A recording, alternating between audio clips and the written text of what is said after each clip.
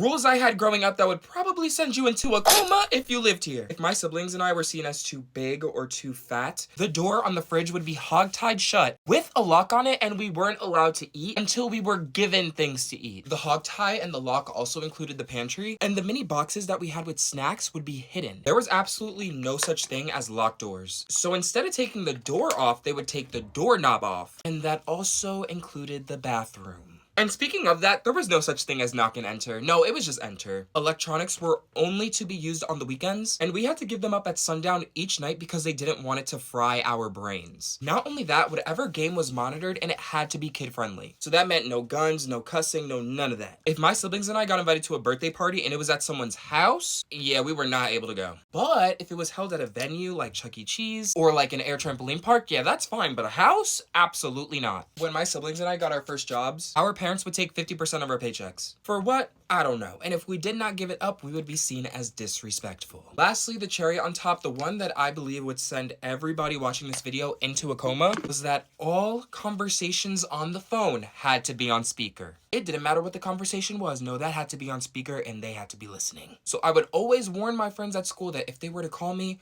to be careful of what they would say because they are being listened to. Oh my God.